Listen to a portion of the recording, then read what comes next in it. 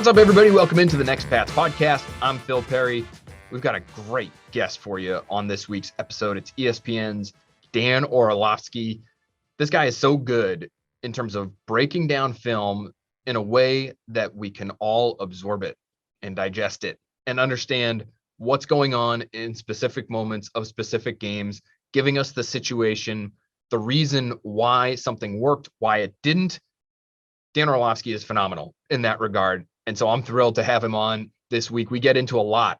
And of course, it's very Mac Jones heavy. So there's been a lot of analysis of Mac Jones. There's been a lot of opinion on Mac Jones in terms of how he's performing overall, especially during the 6-game win streak. Is he truly one of the best quarterbacks in football? Because that's what some of the numbers would tell us. Also, plenty of opinion on how Mac Jones performed in this specific Patriots-Titans game that took place last weekend. I gave him a B- on the report card. I understand the people that say it wasn't one of his best games. I understand the people who say, why do you care? Because he was incredibly efficient. Look at the numbers, look at the scoreboard. This is what the guy does. He doesn't turn it over. He makes the right decisions. He makes the ho-hum play, and the Patriots move on. And I would have no issue with that opinion either, because I think both are true. Mac Jones has set a very, very high standard for himself through 12 weeks of his first NFL season. And so I really thought it would be a great idea to get Orlovsky on. Tell us what he's seen, especially over the course of these last 6 weeks. How does it jive with what he thought of Mac Jones before the draft? How much is the system here in New England helping him? How much is he elevating the system? Offensive Rookie of the Year. He's got an opinion on that. He also tells us, because the expectations on this Patriots team have changed, and they have changed for me, for you listening, I'm sure, I assume for most, right? There are probably some people out there who thought from day one, even before the draft, that the Patriots might be competing for a Super Bowl. But now they look like one of the best teams in the conference, if not the best team in the conference. I would argue they are the best team in the AFC right now. And I'm not sure how many of us really would have said that 2 or 3 months ago. Dan Orlovsky has a thought on if Mac Jones is good enough. He's been good, but is he good enough to get the Patriots to a Super Bowl? Let's hear from Dan on that and much, much more right now. All right, very happy to have on with us now for Next Pats, Dan Orlovsky, ESPN. He is everywhere. You can't help but turn on your TV and see this guy every single time. Dan, thanks so much for being with us, man. It's good to be with you, man. Good to meet you somewhat digitally or electronically. I am everywhere, probably a little too much. But no, it's good to spend some time with you. No such thing as Right. too much. NFL Live, ESPN. Obviously, the Patriots and Bills will be playing on ESPN Monday Night Football this coming Monday. I do want to ask you about that matchup, but I first want to ask you about Mac Jones, because then the work you do is tremendous in terms of breaking down the film and then teaching it to us, to anyone who's watching, whether we're reporters, fans, or otherwise. And so I just want to put it to you, first and foremost, when you watch Mac Jones, especially maybe the last 6 weeks here, Patriots are on this great run. He's been playing well. When you're breaking down the film of Mac Jones, what do you see? Well, I think that a lot of the things that you saw in college are starting to show themselves on a consistent basis. I think like one of the overwhelming things when you watched him at Alabama that impressed me, and I tried to get people to understand this, was while physically he wasn't fast, he played very fast. And there's a lot of variables that go into actually allowing that to happen,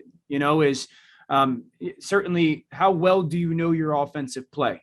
When the Patriots run a type of offense that, they're not going, okay, here's the play, Mac, look to the sideline to make sure that we're in the perfect play and then get there, so there are times in football and the style of the plays that the Patriots call where, it's not the ideal play versus a defense. It's not the perfect play. And you got to know if you have a good play on, a great play on, or we don't have a great play and I still have to do the right thing with the football or get us into a right check. And so I think you're watching that start to show itself more and more consistently. And you get to it, what's the defense? And I've said this so much, processing information for quarterback is what's my play? Okay, where's the opportunity within my play and where's the problem within my play? What's the defense? Where's the opportunity versus the defense and what's the problem with the defense. And that constantly kind of checking those boxes, you see that in a more consistent pace with Mac. I also think, the connection that he's got with Josh, and then Josh's connection with the pieces of their offense has grown. I think that their play action game is very much so right now, cut the field in half, 3 levels, cut the field in half, 3 levels. And you can get to those 3 levels in different ways. And, Greg Knapp, God rest his soul, used to always say they're cutting the fat off plays for Mac. I think that's a big thing. They've realized who Hunter Henry is and who he isn't, who Jonnu Smith is and who he isn't. Their backs, their offensive line. So, it's all connected. But I just think for Mac, you're just watching him play really fast and, in many ways not hurting their football team. And that's kind of the way they're built. Is there anything, even though you knew with Mac Jones coming into the NFL that he did play fast, that he had this quality to his game, is there anything about what you've seen in some specific moments that still surprises you? Like, I'll just give you, for instance, Dan, and we talked about this play. We do a show every Monday called The Breakdown, and we were looking at his first touchdown to Kendrick Bourne, and they motioned to empty, and it's 5-man protection in the red zone where everything's condensed, and they're showing pressure, and they're cool with doing that, even though he's a rookie quarterback, and he's probably going to have, one of these guys end up being his responsibility coming, clear to the quarterback. That to me, that's probably a little one, and it's not like it was the most exotic play of all time, but it's just, to me, it shows that Josh McDaniels has some trust in this guy too, to play fast. Yeah. So I guess where do you see that pop up the most? That speed, that play speed you're talking about? Just even that play, like for me, the thing that stood out about that play was his feet. Like he takes, the end man on the line of scrimmage is the ideal person in that situation that you want to free up. And the quarterback knows it. And he just takes one step and the ball goes out. If he takes what we call like a gather step or a hop step, he's going to get hit. Like you have to go one step. So again, the understanding of, all right, this is the problem from the defense. What's my answer? I remember this is even going back to like the Chargers game. I want to say like a month ago. If you remember, there's a little shallow cross on kind of the game-ending drive that he throws to Jacoby Myers. And I broke this down on SportsCenter maybe last week or something. And it was a play action fake, and Jacoby's relatively wide open. And everyone, I guess to the naked eye, probably looks at it and goes, not an impressive play. But if Mac, again, puts his back foot in the ground and like does the smallest form of a hitch, it's a sack fumble. So, but that's an example of him playing. I would say this, the thing that, you didn't get a ton of examples of it in college, and you don't know how a guy's going to do it, is his, the subtlety within the pocket movement, the nuance within his pocket movement, and kind of playing in that phone booth, playing in that chaos has been better than I anticipated.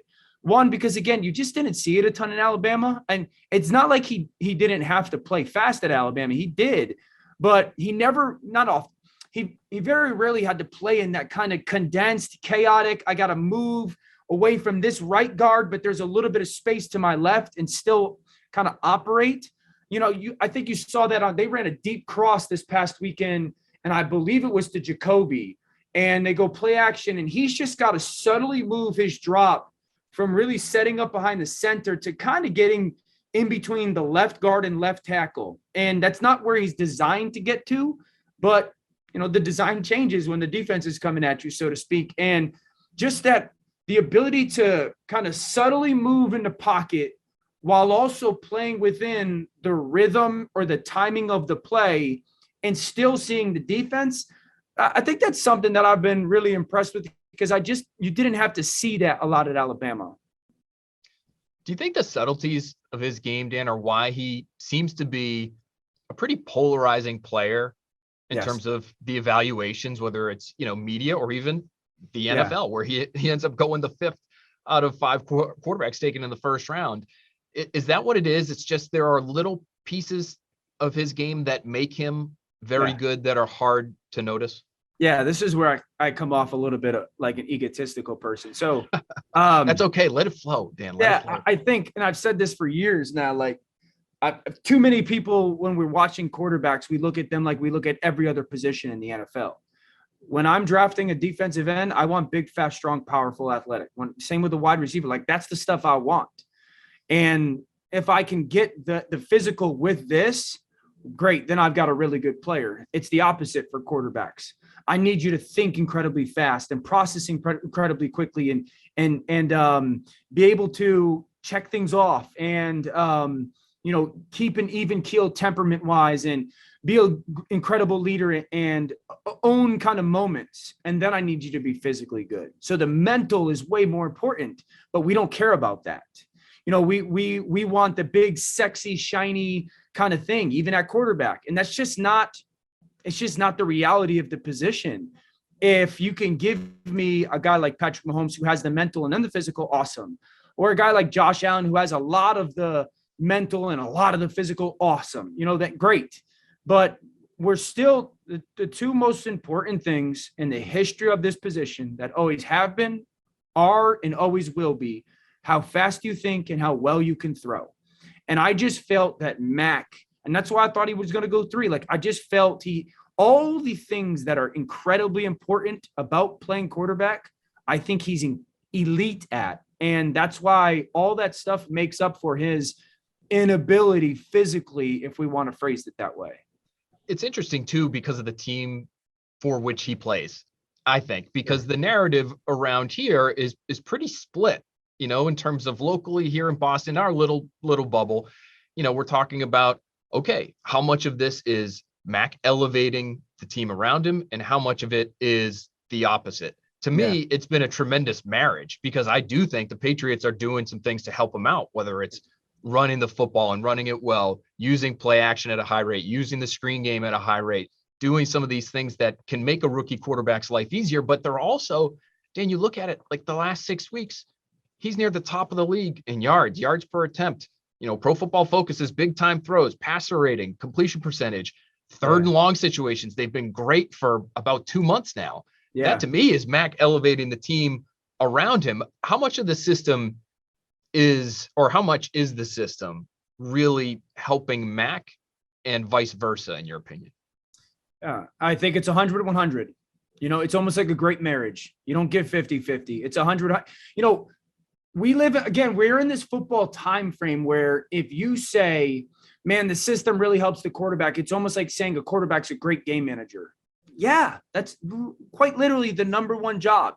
And so, it's, Josh has done a great job. And again, of understanding who those guys aren't and before they know who they are. But at the end of the day, this is a quarterback that's 12 games into his NFL career, and he's playing at a very high level, and he's got their offense playing at a very high level. I remember, when they made the announcement that Mac was going to be the starter and they moved on from Cam, I had to do SportsCenter, and I was like, this is a top 4 team in the AFC right now. And Mac Jones is going to win the Offensive Rookie of the Year. And this will be a top 5 offense. And, people are like, no. And if you've watched Josh at all, you know exactly how Josh kind of goes about his business. And if you knew this offensive line was going to be as good as they are playing, then you understood what the quarterback was going to have to be really good at. He's going to have to be really good at the line of scrimmage. He's going to have to be fantastic with his ball placement, and he's going to have to be great on third down. I think those all fall into the strength skill set of Mac Jones. Mac is fitting in perfectly to this offense, and this offense is exactly what he needs. If you took Mac and put him in Baltimore, no, you're not going to play well. And I remember saying this leading up to the draft, like if we looked at all these incredibly physically talented quarterbacks that have come into the NFL and they're young and they're awesome, they're absolutely freaking awesome. Josh and Lamar and Kyler, and we would ask, okay, 2 or 3 years into their career, the number one question that is going to be asked about all those guys, are they going to be able to develop as pocket passers? And the point was, Mac's already there. He's already there. He's already answered that question that you're going to ask about those guys. And I just think a lot of people overlooked that. Do you still see him as the Offensive Rookie of the Year? Or you thought he had the potential to be? Jamar Chase has made quite a push, but where are you on that now? No, he's the Offensive Rookie of the Year. I'd be shocked if he doesn't win it. Jamar's been awesome. I thought it was really like a month ago. I thought it was a 3-man race. I thought it was Jamar, Mack, and Trevor Lawrence because Trevor really started to play good football. And I think it's Mack's kind of award to lose right now. He's just played so well. He's played so well. Obviously, we often tie those things to kind of team performances as well. And I think Jamar's played really good, but Mack is just surging. And if you watch the game tape and if you watch the film, man, it's undeniable how good football he's playing.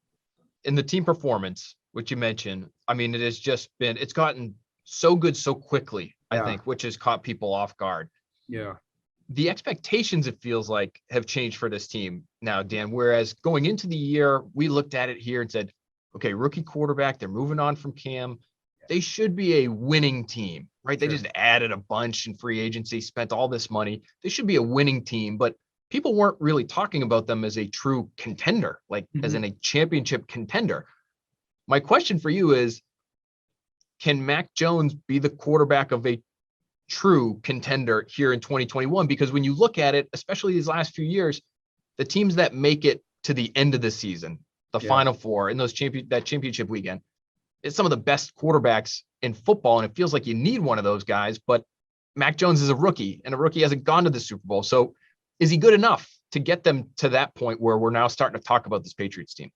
My answer is yes. Obviously, that's predicting and kind of foreshadowing. We'll find out. My answer is yes. I think a couple of reasons why. Number one, I think to beat New England, you got to play your A game.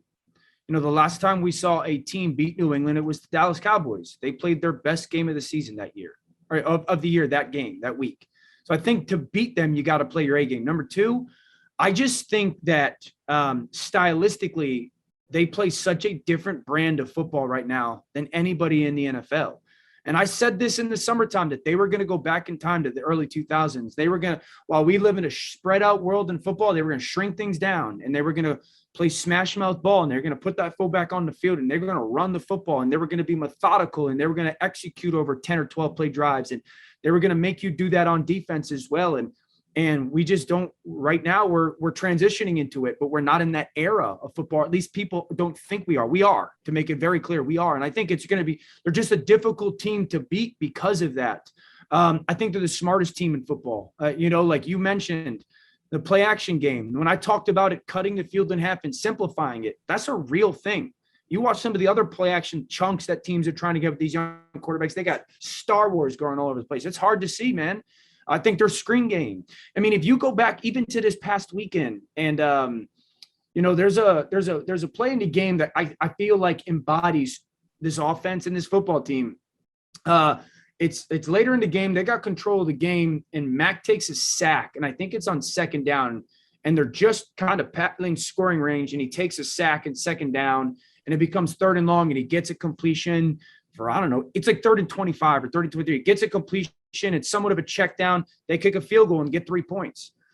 People probably see like, oh, that's a big play for that kid to understand that that's a big play. And so because of the way the opportunistic defense is playing and their style of ball, like who in the AFC do I honestly, who I think matches up best against them in the AFC? The Colts. That's the team who I think matches up best against them. With the Tre'Davious White injury, I would have said Buffalo, but I feel like the Colts match up best against them. Because of the running game there? Yeah, because of the ability to play physical at the line of scrimmage, because of the run game, because of the way that they'll attack man coverage with their RPOs and their picks and rubs and meshes. I think just their ability to, like, if you go back and watch, Tennessee ran it relatively well against on their defense, uncharacteristically. So I just don't think a lot of teams match up to their style of play. Well, and it's fascinating that you bring up that play, that check down that got them back into field goal range, Dan, because I asked Josh McDaniels about how he would assess the performance of Mac Jones in that Tennessee Titans game. And he brought up that specific play that you just brought up, saying that's one of those plays that you may not see it in the play-by-play. You may not see it in the box score and say, that's a huge deal. But for us, it was 3rd and 21, I believe. Yeah. And for us to get back into field goal range and win in that situation, because it's almost impossible to win in 3rd and 20 plus situations, that's big for us. And I think that explains what you got to a little bit earlier in our conversation here, where it's just those subtleties, right? The importance of that subtle style of play. And think of the options that could happen on that play. A young quarterback could sit there and go, my gosh, I got to try to make up for it. All of a sudden a sack happens. And instead of, potentially punting from midfield, now you're punting from your own 35-yard line. Field position matters. Again, with the style of you hold on to the ball and it's a sack fumble. You try to force a ball into a tight window and it's a pick. There's a lot of bad that could happen in that situation. And for him to kind of be aware of it, again, like when you are, I said this a couple of weeks ago, the great thing about New England is they don't have to chase points offensively. They don't have to chase points. And I think that's kind of another, it's one of those plays that falls into that. He don't have to chase points. And that's a good thing. It's a benefit to playing, but it was just a kind of small example of it. There's no doubt. He's just been so good at avoiding the negative, right? It's okay when you're in a management position like that as a quarterback of an NFL franchise. It's okay to think in worst case scenarios at times and to avoid those. He really did. He still hasn't had a game where we would look at it and say, well, that was his rookie game. And they lost that game because they have a rookie playing quarterback, and you have to expect that. You do have to expect that, I think. Yeah. We still haven't seen it yet. Is it coming Monday? This is the last question I want to ask you just about this matchup. Bills, Patriots. Will be a lot of fun to watch this one, but it'll be a tough environment for a young quarterback, I would assume. Yeah, I would. Again, Tre'Davious White injury completely changes the fabric of this defense. This is a defense that, likes to play man in situations and come after the quarterback. He's just such a good corner. So I think, it totally changes the outlook of the game. Yeah, it'll be a tough environment, no doubt about it. And their front for Buffalo is fantastic. And some of their blitz packages are good. Their linebackers it's the best defense New England has played probably all year. The most challenging defense, both schematically and personnel-wise. I would have said, when in the throw game, you go after 39. You make sure that 39 is a guy that's got to earn his paycheck that week and all the different ways you can go after him. But now with Tre'Davious out, I feel, like New England can have some success offensively, and their ability to play well up front, it will be a huge deal. I think that their run game will be very much so right at Buffalo, almost like Indy was, with their traps and their whams. So it'll be a tough environment, but I think because they'll be able to run the football, Mac's got some options in the pass game. Well, that game will be a blast. Dan, it's been a blast talking to you. I'm sure you'll be talking about that game leading up to the fact, after the fact, SportsCenter, NFL Live, Get Up. The man is everywhere. The indefatigable Dan Orlovsky. Thanks for being with us on Next Pats. Good time. Thank you, bud. Love that conversation with Dan Orlovsky, and he hit on something there toward the end, which I think is true. And we've touched on this every so often here on Next Pats. If you've been following along, we are in a transition period. Dan said it's already happened, period. Past tense, it's happened. I think it's happening, and it'll only continue to happen to a greater extent. And what is happening? The league is shifting offensively. And I think it's because of some of the shifts that have been made defensively to take away the explosive play. When you do that as a defense and you force the offense to run the football, to check it down, to be patient, to run long drives, 12, 13, 14 plays down the field, it makes it hard on an offense to be able to execute in that fashion. But there are certain offenses that are built to play that way. And there are other offenses that really aren't, or at least they're not used to playing that way. I think what Dan was getting at there is that the Patriots are one of those teams that is built to play that way.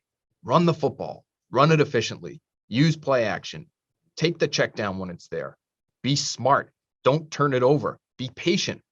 These are all things that are relatively difficult to do, especially in today's NFL, when there's such a heightened emphasis, or at least there has been over the course of the last several years, on the explosive play.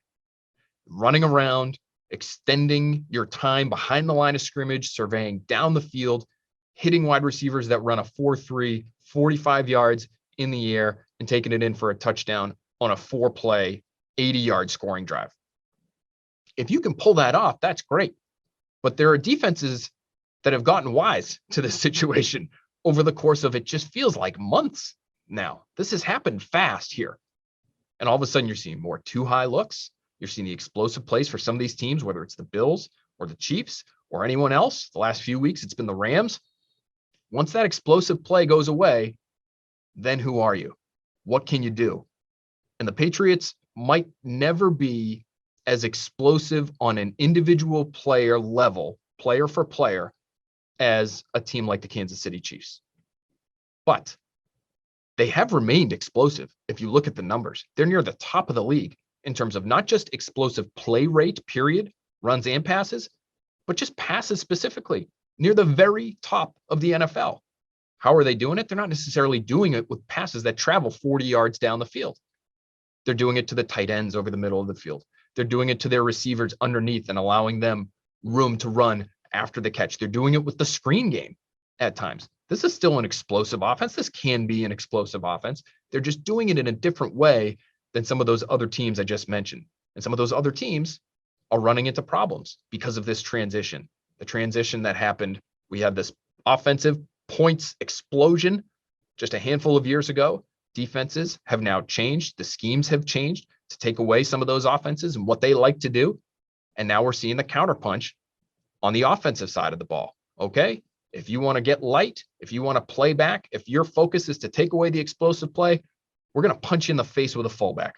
And we're going to have a 350-pound tight end run onto the field and align himself right next to a 380-pound tackle. And that's what the Patriots have done on a handful of occasions with Mike Onwenu and Trent Brown. And we're going to run over you. The Colts are having some success. Dan Orlovsky likes the Colts. Why? Because they have this varied rushing attack that is really hammering teams. And teams defensively might not be built to hold up to that kind of attack. So that was a fascinating part of our discussion towards the end there, but great stuff on Mac Jones throughout. Offensive Rookie of the Year, you want to get your bets in now? Dan Orlovsky likes Mac Jones. I like him too, and I've liked him for a long time. If you thought Jamar Chase was going to keep up that pace where he had 150, 200 yards receiving week after week after week, I mean, that would have locked up the award for him. But look at the last month. I'm not sure he's broken 50 yards receiving over the course of the last 4 weeks here. He's a very, very good player. He's already one of the best receivers in football. I'm not saying he's not, but you're just not making nearly the impact that even a good quarterback. You don't want to put him in the elite category yet, and I'm not doing that. But even a good quarterback relative to the rest of the NFL is still infinitely more valuable than a very good receiver.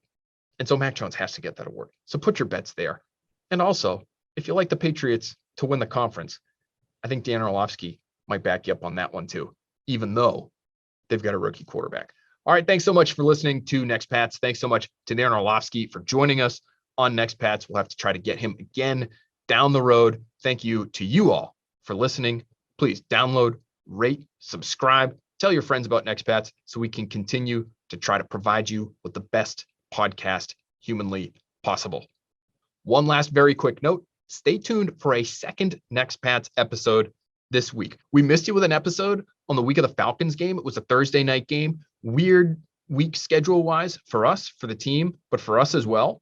We're making up for it with a second podcast this week. We're going to have Daniel Jeremiah, NFL Network, coming up in a couple of days. So keep an eye out for that one on the Next Pats feed, iTunes, wherever you get your podcasts. It'll pop up there in the next couple of days. We're talking to DJ about all things Patriots, team building specifically. Love the fact that DJ has this scouting background. He's going to talk to us about Mac Jones as well. But how are the Patriots building this thing, and how does it fit into the modern game in 2021? What we thought of the modern game and what we're thinking of it now. There may be two definitions there that I'm sure Daniel Jeremiah will be able to get into some detail with us on. So keep an eye out for that. Thanks again for listening. We'll talk to you very, very soon.